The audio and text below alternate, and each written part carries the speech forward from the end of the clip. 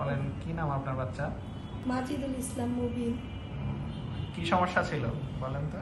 ওর hydrocephalus, মাথায় পানি ছিল। আমরা তো মানে মাথায় পানি, কি কি শারীরিক লক্ষণ ছিল মাথায় পানি থাকার বমি কারণে? ছিল, প্রচুর বমি ছিল।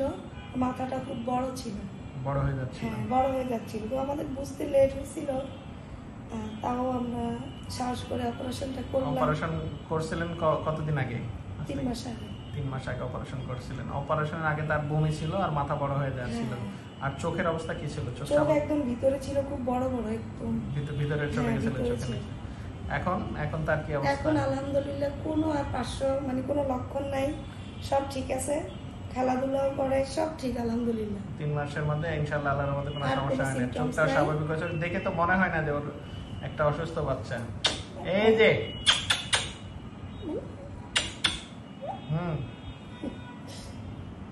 ভালো আছে তাহলে আলহামদুলিল্লাহ।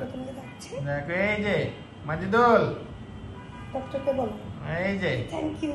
এখন আর বমি নাই, না মাথাটাও দেখলাম আজকে অনেক কমে গেছে, আগের চেয়ে মাপটা কমে গেছে, ঠিক আছে। হ্যাঁ, আর চোখটা একদম যে তাকাচ্ছে, আই কন্টাক্ট আছে এখন, সে দেখে আর চোখ নিচে দিক নাই, ডাকলে তাকায়। হ্যাঁ তো ভালো আছে। আর দেখ তাহলে হাইড্রোকেফালাসের অপারেশনে মোটামুটি ভালো হয় রোগী। কি অপারেশন করছিলেন মনে আছে? নাম কি অপারেশনের?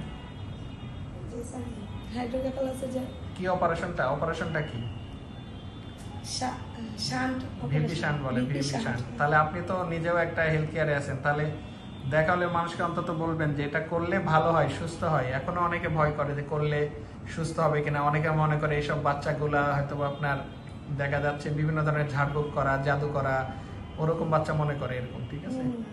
যাক হয়তো দ্রুত চিকিৎসা নিলে সুস্থ হওয়া যায় আর কি। অবশ্যই দ্রুত চিকিৎসা নিতে হবে। আর হোমিওপ্যাথিকটা একদমই করে সময় নষ্ট করা যাবে না। হোমিওপ্যাথি খাইছিলেন আপনি? 1 মাস। কোনো উন্নতি হয়েছে হোমিওপ্যাথি খায়? না, মনে হচ্ছে যে মাথাটা আরো শক্ত হয়ে যাচ্ছিল, পানি আরো শক্ত হয়ে যাচ্ছিল। আপনি তো হোমিওপ্যাথি খেয়েও যাই হোক, মানে ওটা একদমই সময় নষ্ট ছিল। যাই হোক আরো আগে তারপরেও শেষ পর্যন্ত আসছেন, এটা হলো আলহামদুলিল্লাহ। ঠিক আছে। ভালো আছে।